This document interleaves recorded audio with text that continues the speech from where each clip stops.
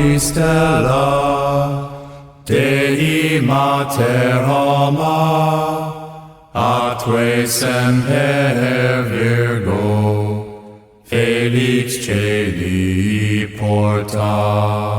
Hi, I'm Kyle Dean. And I'm Dennis G.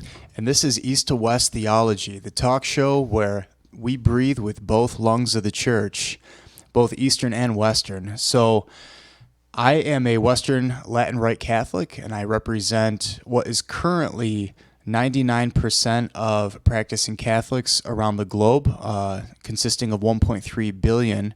And Dennis, you represent the Eastern lung of the church. That's correct.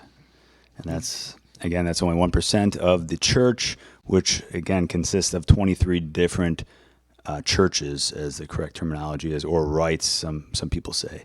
But that is the sad statistic that we have in the 21st century. It wasn't always like that.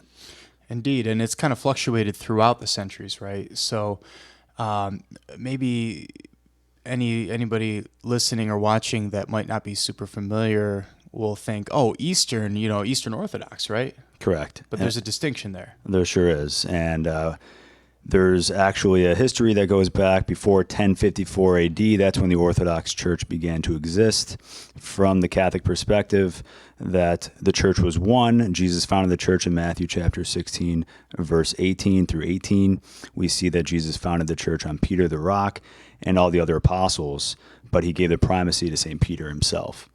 And it was until the 11th century that the church began to split, and that's where we have the Eastern Orthodox Church. However, within the first 1,000 years, the first millennia of the church, we have a unity of East and West, and the apostles were commissioned by Christ to go out and spread the gospel. In Matthew 28, he said, "Go out into the whole world and baptize all nations in the name of the Father and the Son and the Holy Spirit, teaching them to observe all that I have commanded you, and behold, I am with you always until the end of the world."